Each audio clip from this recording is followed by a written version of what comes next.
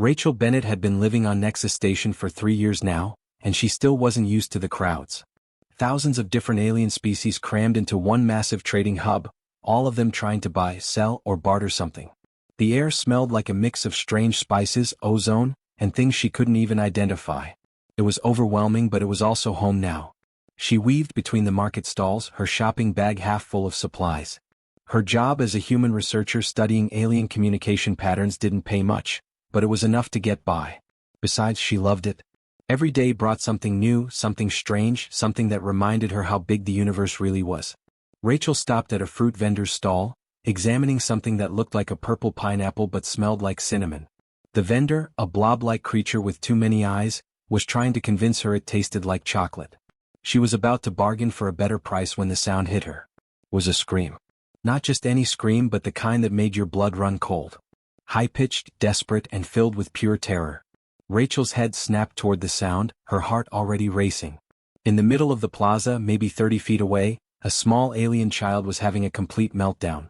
The kid was the Sien, one of the insectoid species that lived in the outer colonies. It had a dark green exoskeleton that glittered under the station lights, delicate wings that looked like stained glass, and large black eyes that were currently streaming with some kind of clear fluid. Tears, maybe, or whatever Thexians cried. The child was on the ground, thrashing and screaming, its little arms wrapped around itself. The sound it made was horrible, like metal scraping against glass mixed with the cry of a wounded animal. Rachel felt it in her teeth. 2 adult Thexians stood about 10 feet away from the child. They had to be the parents or caretakers. Their antennae were drooping and twitching in what Rachel had learned meant distress. They were making clicking sounds at each other, clearly upset, but neither of them moved toward the screaming child. They just stood there watching. That was the part that really got to Rachel. The kid was right there, obviously terrified, and nobody was helping. The crowd of aliens around the plaza had backed away, giving the scene a wide berth. Some were covering their ears or whatever passed for ears. Others were just staring. But not one of them approached the child. Rachel's feet were moving before her brain caught up. She pushed through the crowd, ignoring the startled chirps and beeps from aliens she bumped past. Her research training was screaming at her to stop, to observe, to not interfere with alien cultural practices. But there was a louder voice in her head, the one that sounded like her mom, that just said, "That baby is hurting." She dropped to her knees next to the small Sien. Up close, the child was even tinier than she'd thought, probably only 3 or 4 years old in human terms. Its whole body was shaking, those delicate wings vibrating so fast they were just a blur. Hey, it's okay," Rachel said softly, though she knew the kid probably couldn't understand English. She didn't think about whether this was allowed or appropriate. She just did what felt right. She reached out and carefully scooped the child up into her arms. The child's exoskeleton was smooth and warm against her skin, warmer than she expected. For a second, the screaming got even louder, and Rachel worried she'd made things worse. But she held on, pulling the small body close to her chest. She started rocking, just gentle movements back and forth, the way her mom used to do when Rachel had nightmares as a kid. She hummed too, nothing in particular, just a soft melody. And then, like someone had flipped a switch, the screaming stopped. The Visien child went quiet. Its trembling slowed. Those big black eyes looked up at Rachel's face, still leaking tears, but the panic was gone. The child made a soft clicking sound, almost like a purr, and curled itself tighter against Rachel's chest. Its tiny hands gripped her shirt. Rachel kept rocking, kept humming, her heart still pounding. "There you go," she whispered. "You're okay. You're safe."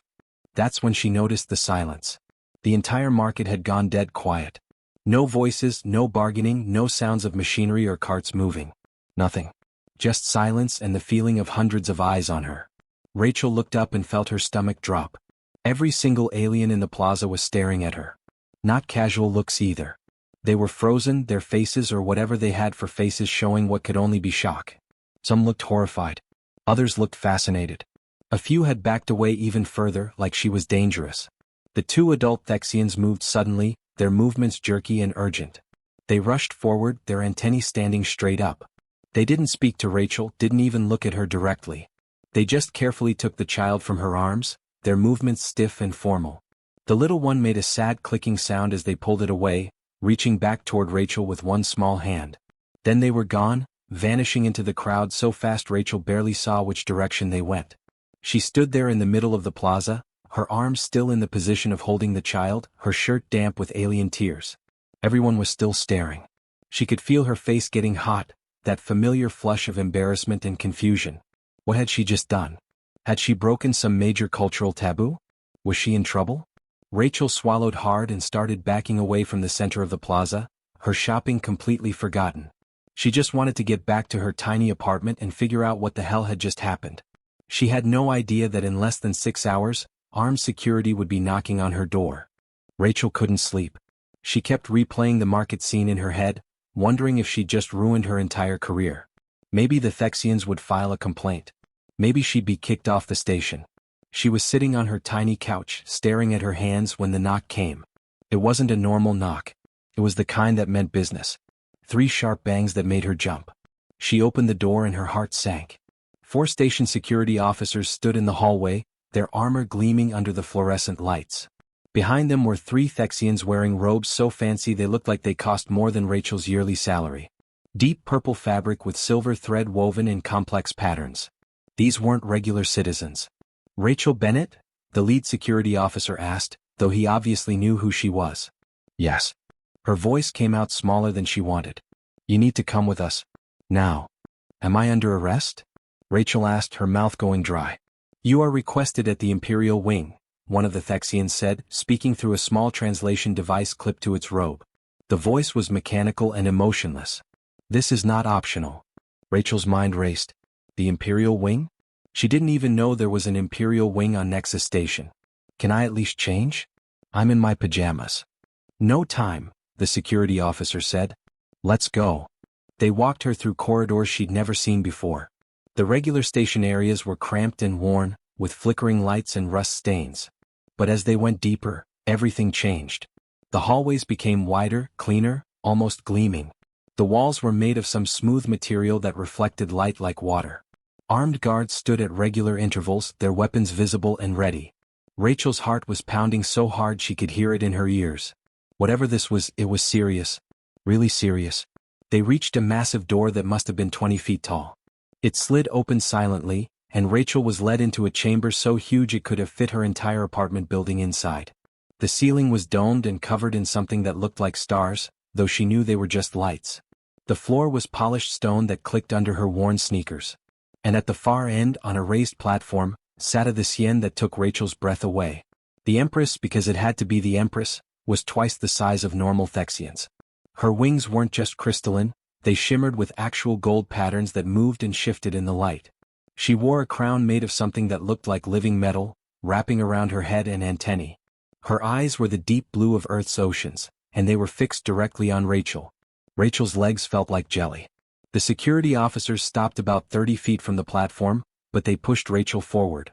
She stumbled a few steps and then froze, not sure if she should bow or kneel or what. Closer, the Empress said. Her voice didn't need a translator. It came out in perfect English, though with a clicking accent that made each word sharp. Rachel walked forward on shaky legs until she was maybe 10 feet from the platform. She could see other Thexians standing around the chamber now, all wearing fancy robes, all watching her with those unreadable insect eyes. That child in the market, the Empress said, and Rachel felt her stomach drop even further. Do you know who that was?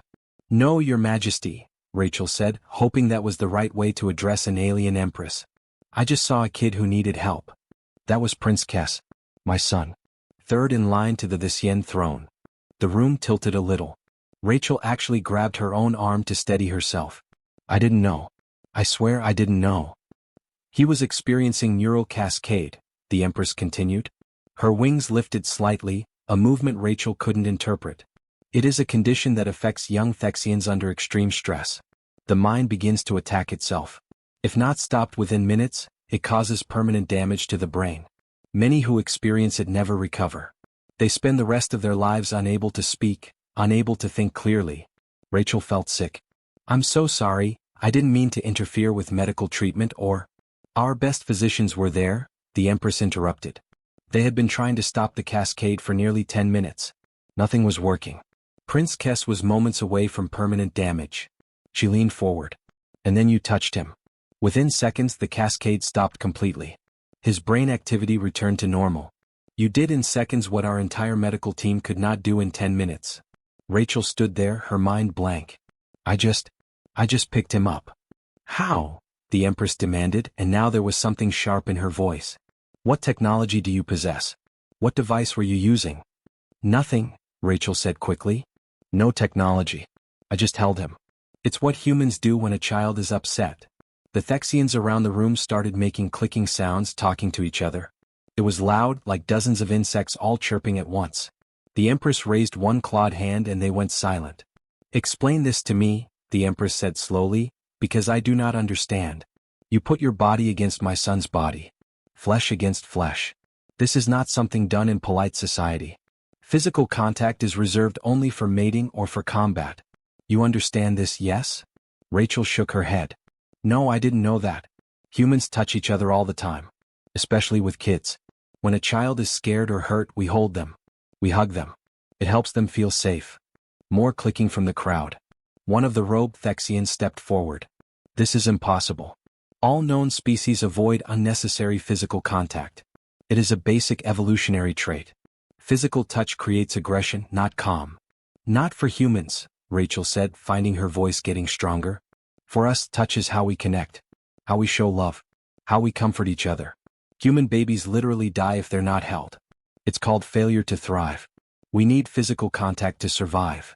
The Empress's antennae tilted forward. You are saying that you used no power? No device? You simply held him? And this is normal for your species? Yes, Rachel said. Completely normal. The Empress's wings flared out to their full span, which had to be 15 feet across. The gold patterns blazed. You will remain here while we investigate this claim. My scientists will study you. We must understand what you have done and whether you pose a threat to the royal family. A threat? I helped him. Or you use some unknown ability to control his mind, another Thesian official said coldly. We cannot take chances with the heir to our empire. Rachel felt the blood drain from her face. You think I'm some kind of, mind controller? We will find out, the Empress said. Her voice was final, absolute. You will be given comfortable quarters. You will be treated well. But you will not leave this wing until we understand the truth. For your safety and for ours. Rachel understood then. She wasn't a guest. She was a prisoner. And depending on what they decided, she might never leave this place alive. The first week was the worst. They kept Rachel in a room that was nice enough, sure, but it was still a cage. Comfortable bed, private bathroom, even a window that looked out over the station, but she couldn't leave. Guards stood outside her door 24/7. Every morning at 8 sharp, Dr. Venn would arrive with his team.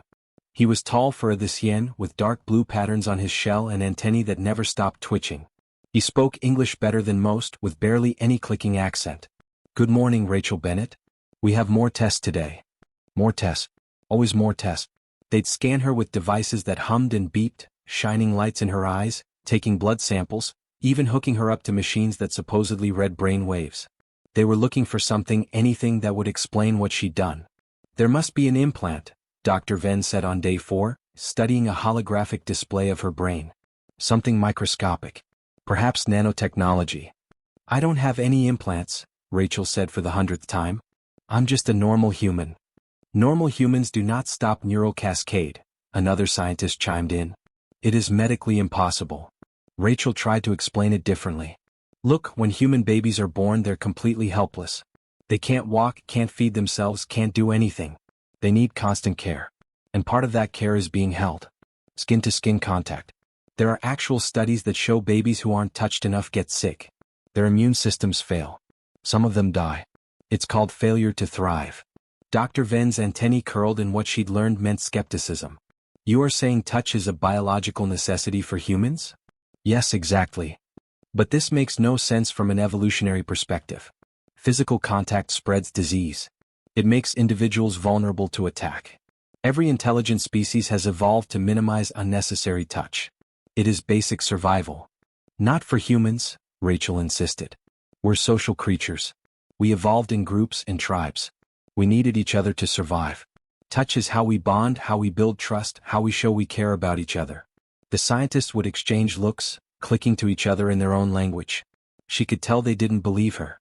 Or maybe they couldn't believe her. The concept was just too foreign. By the second week, the tests got weirder.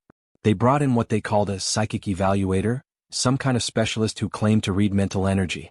Rachel sat there while this alien, who looked like a floating jellyfish, drifted around her making humming sounds. "I sense no manipulation abilities," it finally announced. "This human is psychically ordinary." "Then how did she control the prince?" demanded one of the nobles who'd been sitting in on the session. "I didn't control anyone," Rachel snapped. She was getting tired of this. 3 weeks of being treated like either a liar or a weapon. "I comforted a scared child. That's it. That's all it was." Dr. Venn pulled her aside after that session. His voice was quieter, almost gentle. "I'm trying to help you, Rachel Bennett. But you must understand how this appears. What you describe, this touch comfort, it contradicts everything we know about biology and psychology. If you truly have no device, no special ability, then you are asking us to believe that the fundamental nature of the universe works differently for humans than for every other species. That is a difficult thing to accept." "I know," Rachel said quietly. "But it's the truth." That afternoon something changed. A message came through. Prince Kess wanted to see the soft one. He'd been asking every day apparently, but this was the first time the Empress considered allowing it. Dr. Venn came to her room looking nervous. "The Empress has approved a supervised visit with the prince. You will be monitored constantly. Medical equipment will track both your vital signs and his. If there is any indication of manipulation or harm, the visit will end immediately. Do you understand?" Rachel's heart jumped. "Yes. When?" "Now." They led her to a different room, this one set up like a medical observation chamber. One wall was entirely glass, and Rachel could see a dozen Lysian scientists and doctors on the other side, all watching. The room itself was sparse, just a few cushioned platforms and some toys scattered around. Then they brought in Prince Kess. He was so small. Rachel had forgotten how tiny he'd felt in her arms. The little Lysian stopped when he saw her, his antennae perking up. Then he made a happy clicking sound and rushed forward. Rachel knelt down to his level, smiling. "Hey there, buddy. Remember me?" The prince nodded eagerly. Without hesitation, he climbed into her lap and curled up against her chest, just like he'd done in the market. Rachel wrapped her arms around him gently, feeling his warm exoskeleton against her skin. "You're very brave," she said softly, patting his back. "I heard you've been having a tough time." "The quiet is so loud," Kess said. His English was pretty good for a kid. "It screams inside my head sometimes." Rachel's heart clenched. "Do you feel scared a lot?" "Always," he admitted in a whisper. "I try to be strong like Mother says. But the fear doesn't go away." "That must be really hard," Rachel said, continuing to rub his back in slow circles. "When you're scared, does anyone hold you like this?" Kess pulled back and looked at her with those huge black eyes. His head tilted. "Hold me? No one holds young ones. You are the first." "What about when you're sad or when you have a nightmare?" "The attendants give me medicine. Or play calming sounds. But no one." He paused, searching for words. "No one gets close." Rachel felt tears prickling her eyes. This kid was royalty, probably had 100 people taking care of him, and he was completely alone. That sounds really lonely. What is lonely? God, he didn't even have a word for it. Rachel pulled him close again. It's when you feel like nobody really sees you. Like you're all by yourself even when people are around. "Yes," Kess said quietly. "I feel that." Through the glass, Rachel could see the doctors studying their monitors with intense focus. Dr. Venn was pointing at something, looking shocked. They talked for almost an hour. Kess told her about his lessons, his tutors, the pressure of being a prince. Rachel just listened and held him, occasionally stroking his head or patting his arm. By the end, the little prince was calm in a way she'd never seen, almost sleepy. When they finally took him away, he hugged her tight. "Thank you, soft one." Dr. Venn entered the room looking pale, if Thexians could look pale. His stress hormones dropped 80%. His neural activity stabilized completely. "Our medications have never achieved even half that result." He stared at her. "What are you?"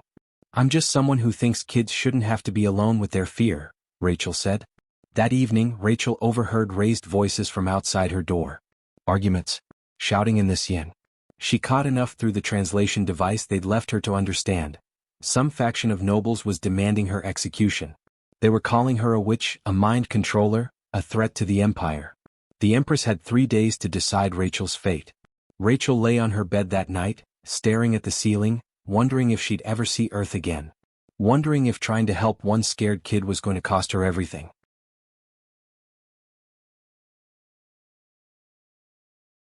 On the morning of the 3rd day, guards came to Rachel's room before dawn. "The Empress has called a full court session." You will speak. Rachel's hands were shaking as they led her back to the grand chamber. This time it was packed. Hundreds of Thexians in elaborate robes filled the space, all of them staring as she walked to the center. She'd barely slept, running through what she wanted to say over and over in her head. The Empress sat on her throne, massive and intimidating, her gold-patterned wings folded behind her.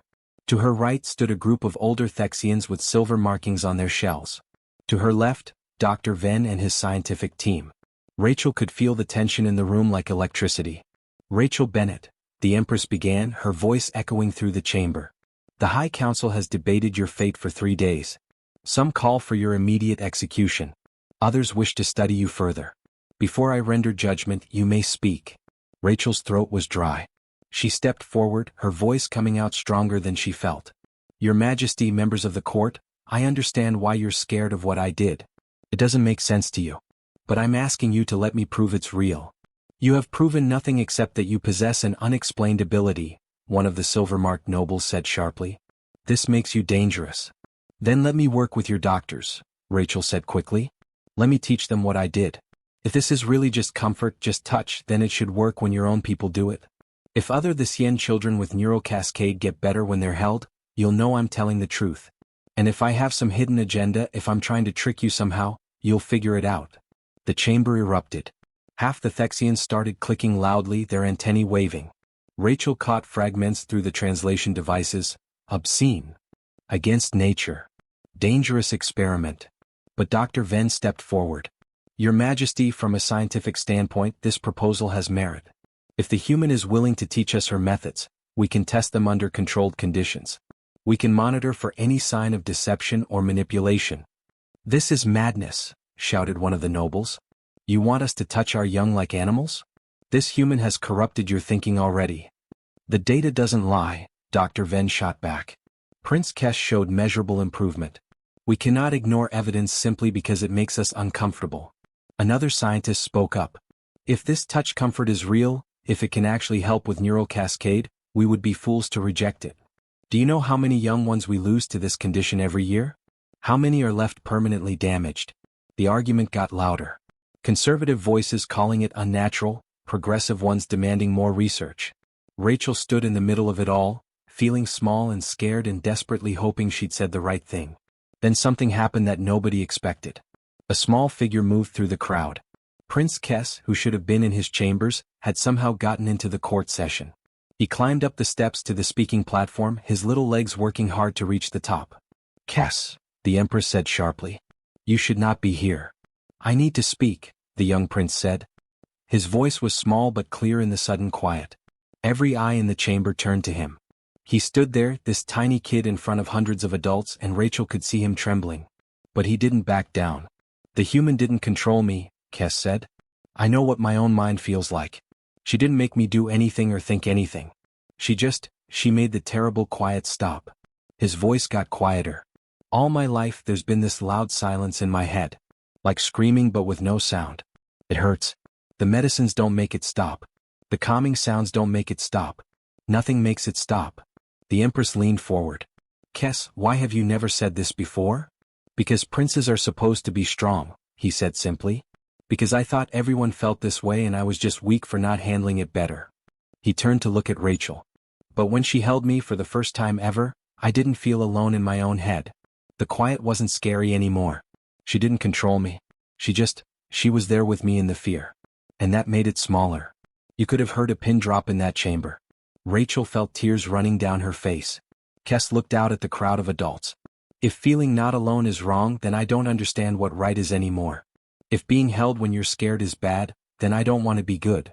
The Empress's wings trembled. For a long moment she just stared at her son. Then she looked at Rachel, and something in those alien eyes had changed. 6 months, the Empress said. You will work with Dr. Venn and his team. You will teach them these methods. You will help us test whether this touch comfort works for other young ones suffering from neural cascade.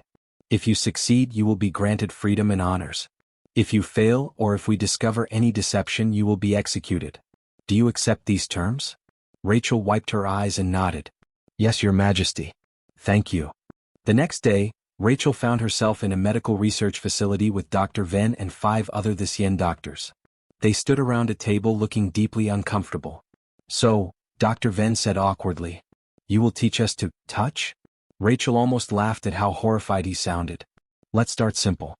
Dr. Venn, give me your hand." He extended one of his front limbs like it might bite him. Rachel gently placed her hand on top of it. All the other doctors made startled clicking sounds and stepped back. "See? Nothing bad happened," Rachel said. "This is just contact. Friendly, non-threatening contact." "It feels very strange," Dr. Venn admitted. "Wrong somehow." "I know. But you'll get used to it."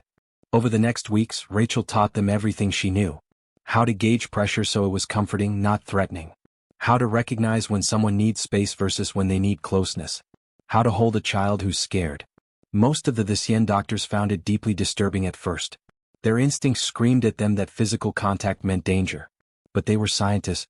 They pushed past the discomfort because they wanted to understand. And slowly, carefully, they began to learn. 5 months into the program, Rachel stood in Dr. Venn's lab reviewing the data one more time. She still couldn't quite believe what she was seeing. 63 young Thexians had been part of the study. All of them had suffered from neural cascade at some point. All of them had been treated with the new tactile comfort protocols that Rachel had taught the medical teams. And the results were staggering. 87% reduction in cascade episodes, Dr. Venn said, his antennae quivering with excitement. 92% improvement in overall stress markers. "Rachel, do you understand what this means? We have been losing children to this condition for generations. Permanent brain damage, sometimes death. And the treatment was this simple all along." Rachel felt a lump in her throat. How many kids could have been saved if someone had figured this out sooner? "Too many," Dr. Venn said quietly. "Far too many." That's when he pulled out his personal data pad. "But there is something else. Something I found while researching our medical history." His claws tapped the screen and a hologram appeared, showing what looked like ancient stone carvings. "What am I looking at?" Rachel asked. "This is from an archaeological site on the Visien homeworld. It dates back over 3,000 years before our Industrial Revolution." He zoomed in on one particular carving. It showed a large Visien with a smaller one pressed against its chest, wings wrapped around it protectively. "Rachel, we used to do this. We used to hold our young." Rachel's eyes went wide. "What?" Dr. Venn's hands were shaking as he scrolled through more images. Ancient poems that described the warmth of a parent's embrace. Cave paintings showing families clustered together. Archaeological evidence of sleeping arrangements where adults and children stayed in physical contact. "We didn't evolve past the need for touch," Dr. Venn said, his voice thick with emotion. "We systematized it away. When our civilization industrialized, we became obsessed with efficiency. Raising children became a science, a process to be optimized. Physical contact was deemed inefficient, potentially harmful. We convinced ourselves we had evolved beyond such primitive needs." He looked at Rachel with something like grief in his alien eyes. "We forgot. We simply forgot what we needed to thrive." The discovery spread through the research community like wildfire. Within days, historians and anthropologists were combing through old records, finding more and more evidence. The truth was undeniable and heartbreaking. The Sien society had spent over a millennium raising their children in isolation, believing it made them stronger, when in reality it had been slowly breaking them. The Empress called Rachel to a private audience. Just the two of them in a small chamber, no guards, no nobles, no audience. The ruler of an empire looked tired. "My son is thriving," the Empress said. "For the first time in his life he sleeps through the night. He laughs. He plays. Because of you." "Because of touch," Rachel corrected gently. "Not because of me specifically." "I have been thinking," the Empress said slowly, "about all the times Kes cried as a small larva and I stood apart, believing I was teaching him strength. About every night he woke in fear and no one went to him because we thought independence was more important." Her wings drooped. "I failed him. Our entire culture failed our children." "You didn't know," Rachel said. "You were doing what you thought was right. That does not make it hurt less." A week later, the Empress made an announcement that would be broadcast across the entire Visien Empire. Billions would watch. Rachel stood off to the side as the cameras focused on the throne. The Empress spoke about the research, about the rediscovery of their forgotten history, about the children who had suffered unnecessarily. And then she did something that shocked every viewer. She called Prince Kes forward. The young prince approached, confused, and the Empress stepped down from her throne. In front of billions of watching eyes, she knelt to his level. Her wings unfurled, massive and golden, and she wrapped them around her son, pulling him close to her chest. Kes made a sound of pure surprise and joy, clicking rapidly as he pressed against his mother. The Empress's voice was shaking as she spoke. We forgot who we were. We told ourselves that isolation made us strong, that efficiency was more important than connection. We were wrong. She held Kes tighter. The humans didn't teach us something alien. They reminded us of something we lost. Our own ancestors knew this truth. They held their children. They understood that strength doesn't mean facing fear alone. The image of the Empress holding her son became the most viewed broadcast in this Yen history. Rachel's execution date came and went. Instead of death, she received honors and ambassadorship, and more job offers than she could count. Humanity, which had been seen as somewhat primitive by many advanced species for being too touchy, suddenly became valuable. Other alien civilizations started asking questions. Had they forgotten something too? 6 months after that first day in the market, Rachel stood in a training center watching the first official class of the Yen Comfort Practitioners graduate. 20 doctors and caretakers who had learned not just the technique of comforting touch, but the philosophy behind it. That children needed more than just physical care. They needed connection. Through the window, she could see a playground where Prince Kes was playing with other young Thexians. A caretaker sat nearby, and when one of the children fell and started crying, the caretaker didn't hesitate. She scooped the little one up and held them close, rocking gently until the tears stopped. Dr. Ven joined Rachel at the window. I have been reading about human history, he said. You nearly destroyed yourself several times. Wars, environmental collapse, disease. By all logic, humans should not have survived to reach the stars. Yeah, Rachel said. We came pretty close to extinction a few times. But you made it. And I think I understand why now. He gestured to the playground. Because even in your darkest times, you never forgot how to hold each other. You never forgot that connection matters more than efficiency, that being together is more important than being strong alone. Rachel felt tears in her eyes again. She cried more in the last 6 months than in her entire adult life. Maybe that's humanity's real gift to the galaxy, she said softly. Not better weapons or faster ships. Just the simple, revolutionary act of saying to someone who's scared, you're not alone. I'm here. I've got you. Dr. Ven's antennae dipped in what Rachel had learned was agreement. It is a good gift, he said. Perhaps the best one. Outside, the children played, and for the first time in 1,000 years they played together. Not isolated.